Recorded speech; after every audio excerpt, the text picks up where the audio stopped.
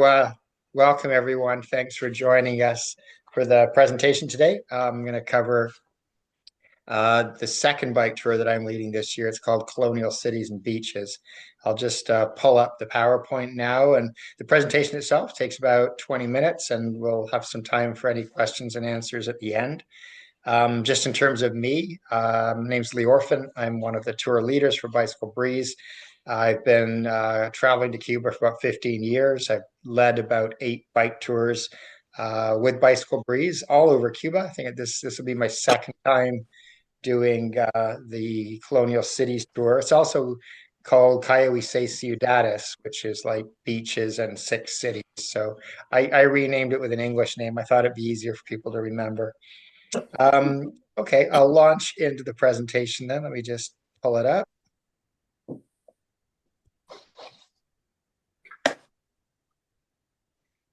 All right. Just get everything rolling.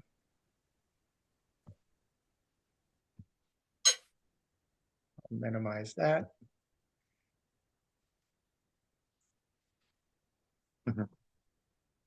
All right.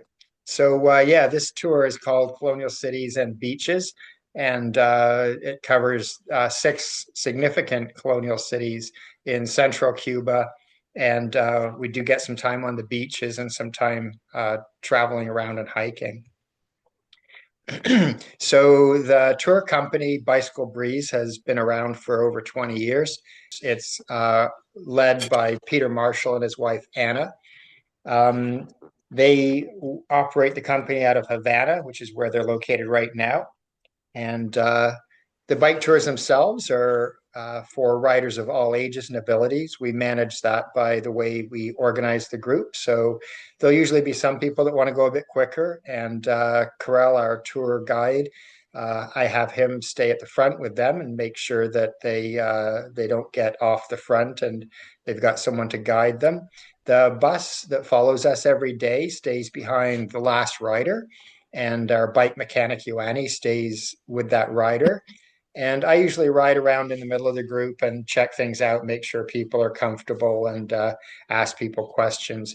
We stop every 20 kilometers as a maximum and regroup. That gives us a chance to give people fresh bottled water from the bus.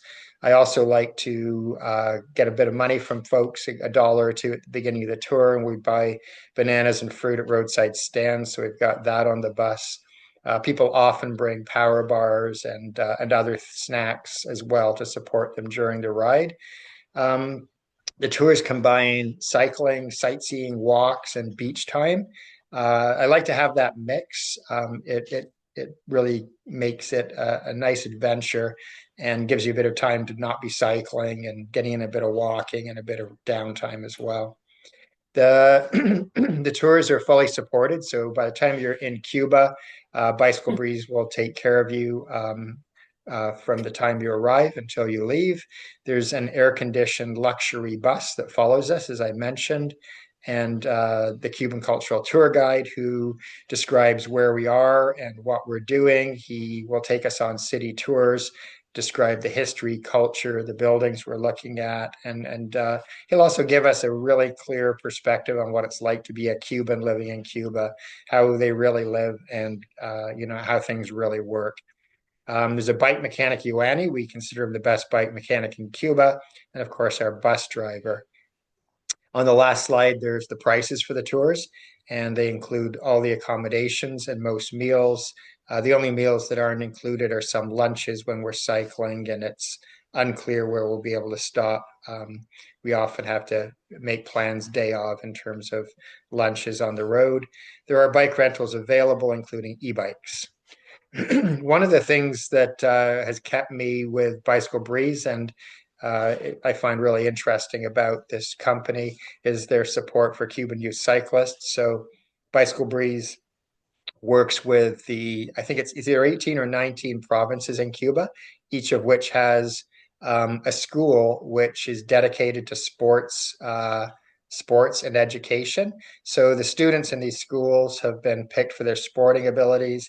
They have a curriculum of regular education, but also sports education, including cycling. So the bikes they have all been donated by tourists and others. And the problem they have is keeping the bikes going. So we like to go to at least one of these groups during our bike tour. We meet the group. The photo in the background there, that's Peter and a group of cyclists from Las Tunas that we met a few years ago. And we encourage people to bring donations. It's not mandatory, but it's kind of a fun part of the ride. Um, the things they need the most are tires, your sort of standard road tires, and tubes and saddles and handlebar tape and just things that wear out. Anyway, it's a non-required part of the tour, but it's a really fun part of the tour as well. So in terms of this particular tour that I'm talking today to, it's Colonial Cities and Beaches. So it's running from February 15th to March 1st. There's a rough map there, the red line. The tour begins and ends in Havana, and it's counterclockwise. So we head south out of Havana, down to Playa Heron, the Bay of Pigs, down to from there to Trinidad, over to Cienfuegos. We cycle around a small mountain range, going around the outskirts of it, that green part, to Lake Hanabania, where we spend 2 nights and have a fantastic hike in the mountains and a lunch at a really cool restaurant on the lake. We head over to Caibarien and then into Cayo Santa Maria, where we spend 2 nights at an all-inclusive beach resort. Then we make our way back and cycle from Colón to Matanzas before returning to Havana. So that's roughly the loop we cover. And I've got some photos to show some of the scenes we'll see. So as I mentioned, this tour begins and ends in Havana. That's just a picture of the vintage cars. That's the tour bus that we use. That's for the smaller groups. So if we're under about 12, 13 riders, we usually take the smaller bus, take the seats out on the one side, put the bicycles there. For when we're not cycling, that's where we keep them at night as well. On the left, everyone gets a nice seat. And this particular day, we're going to Hawaii Grande, which is on the way to Playa Heron. At Playa Heron, that's Bay of Pigs. This was, of course, the site of the failed invasion, where some Cuban expats attempted to overthrow Fidel's government in 1961. There's a fabulous museum there, and you get a really clear picture of, from the Cuban perspective of that invasion. From there, we go to Cienfuegos, and it's known as a piece of France. You can see the architecture there. That's a picture from the roof of the hotel that we stayed at 2 years ago. There's a really nice rooftop bar, and the bay is off in the distance. It's a really nice walk down a promenade from this area, the center square of Cienfuegos, to the harbor. Most people will take that walk and come back for dinner. From there, we cycle on to Trinidad. Trinidad is perhaps the prettiest town. It's known for its cobbled streets. And that's the main square in Trinidad. Really cool features of Trinidad, as I say, cobblestone streets, but Casa de la Musica, which is a restaurant bar where there's seating for a few hundred people, and there's always music and dancing going on in the square. It's one of the most hopping places in Cuba for singing, dancing, and music. As I mentioned earlier, we cycle up to Lake Hanabania. So this is a view from the hotel looking out over Lake Hanabania. And to the right is the Escambray Mountains. And that's where we do this really cool hike. We do about 6, 7, 8 kilometer hike in the mountains and come back down to the lake, where we get a boat, which takes us to a really cool restaurant off in the distance at the back of that photo. We head on to Santa Clara, which is famous for Che Guevara's final battle of the revolution. This is where he attacked an armored train and effectively ended the revolution because Batista fled Cuba the next day. Remedios is one of the cute little towns we go to. We stay there for one night. There's a really nice square to walk around and a couple of bars, and it's just a really pretty town. This is a photo of the beat of the pool at Cayo Santa Maria. That was the Starfish that we stayed at 2 years ago. Um, Really spectacular beach, very famous for tourists. The thing that's really cool about Cayo Santa Maria is, Veradero and all the other white sand beaches are fantastic. The thing about this particular beach, and Carell, our guide, really pointed it out, is the sand is just like flour. And as you walk on it, depending on where you are, you can sink in 2, 3, or 4 inches into the sand in places. It's just so powdery. From there, we head over to Cologne and then cycle to Matanzas. And Matanzas has, again, another beautiful city square at the center of town. We stay at a hotel right on that square. There's a museum there related to pharmacy and some other really interesting sites. The other thing, Matanzas is known as the city of bridges, and maybe 3 blocks from there, there's a river.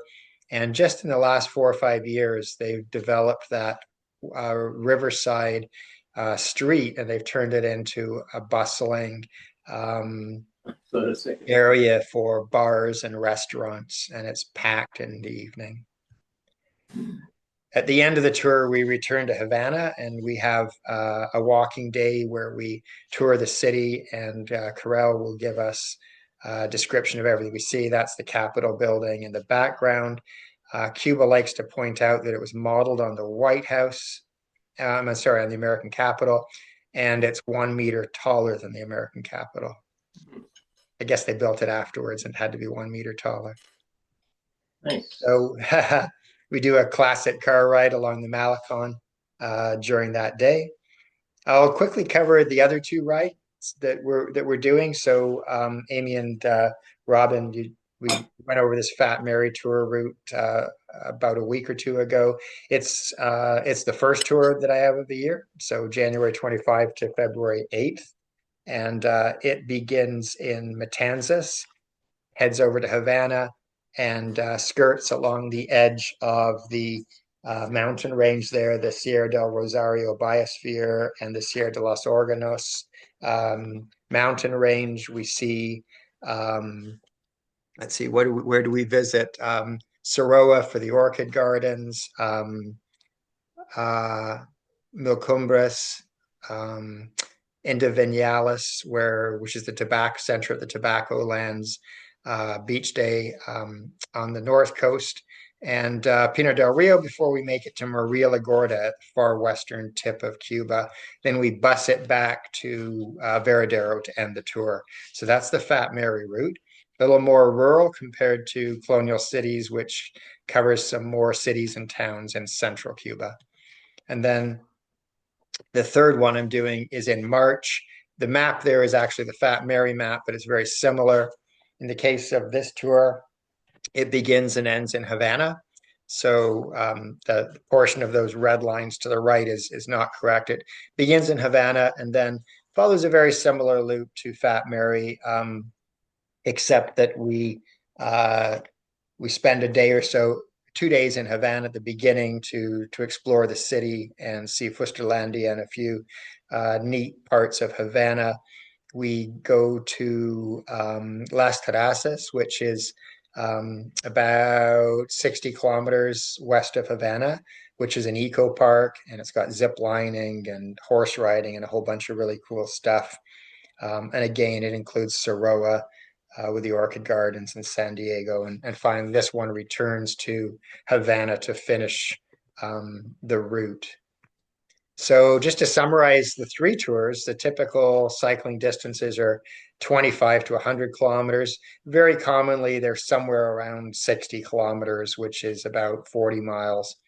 For the 15-day tours, there's 10 days of cycling. For the Gringo Viejo, the last one I mentioned, it's a 13-day tour, so there's 8 days of cycling.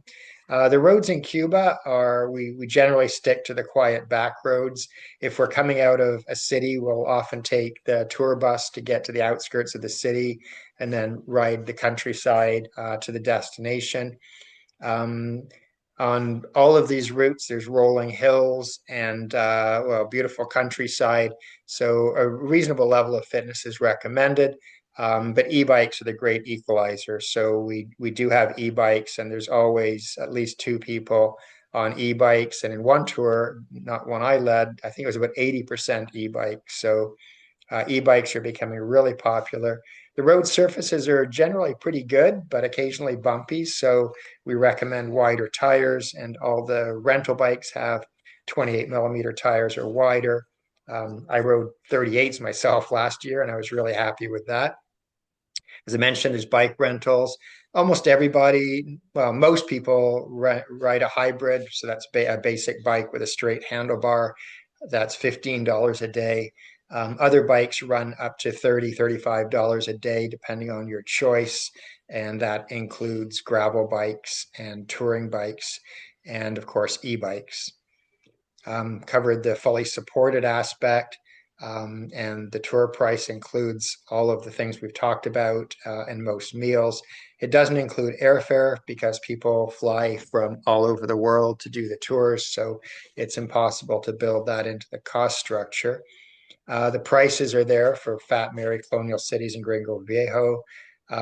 Basic double occupancy costs, and the single supplements about $300 to $350 for each tour. So thanks very much for patiently listening to the presentation. As I said, my name's Lee Orphan. I'm the tour leader for these three tours. I'd love it if people could stay in touch. There's my email address and the company website. In terms of the tours, our Fat Mary tour is now has reached the minimum of riders, and about 2 weeks ago we declared it a go. So in the last week, people have been booking their flights. There's really good flights to Havana right now from Toronto. There'd be other cities in Canada, but I've only researched Toronto. And of course, for Americans, it's a very easy hop down to typically Miami to get to Havana. All of these three tours, you can start by flying into either Havana or Veradero.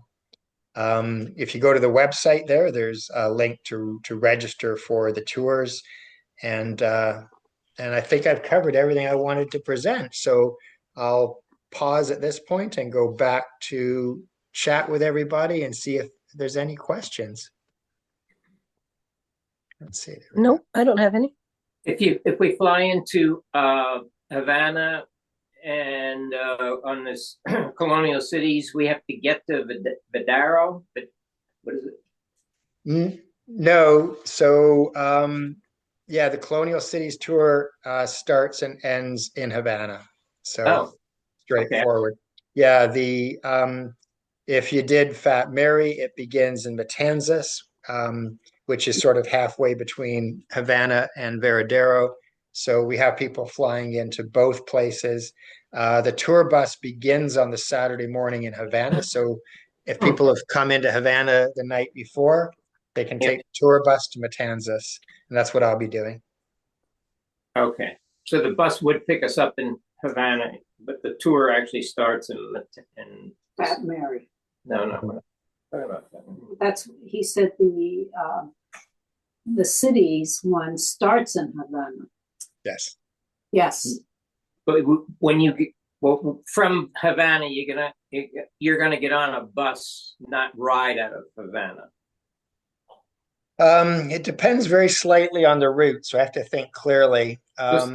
Yeah, we'll be taking the bus just out to get out of Havana on the Colonial Cities tour and on Fat Mary. We won't be riding through the city. Right, because on your website it says on February 16th, after breakfast, we take the bus to Agua Grande.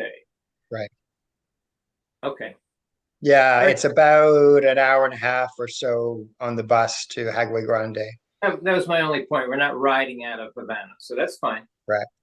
No problem. My other question is, if we want to spend a couple of days, extra days in Havana, would you suggest we do it at the beginning of the tour or after the tour is over? Either works. My recommendation would be to do it at the beginning. Oh. The reason I say that is, if the weather turns out to be crappy and flights get delayed, you're already there, so you don't have to worry. You've got an extra bit of buffer. The other thing that's nice is just to get used to the heat and humidity for a day or two before the tour starts. I'm heading down January 8th, so I'll be there for 2.5 weeks before the first tour. And I'm just going to hang out near where Peter and Anna live in Vedado. Yeah. So last year, Peter and Anna, they were moving to Florida. They're back in Havana? They never left Havana. Like Oh. Anna still has her apartment in Vedado, so they just spend their time either in Miami area or Vedado. Oh. Yeah. All right. Sounds good to me. So you're taking deposits now for this tour, right? As well? Not yet. We need to Oh. get a few more riders before we can make this Colonial Cities tour go. Okay. Hopefully we'll pick those up soon. It's still a few months into the future, so we should be okay. All right. But we should try to join it on the website, right? Mm-hmm.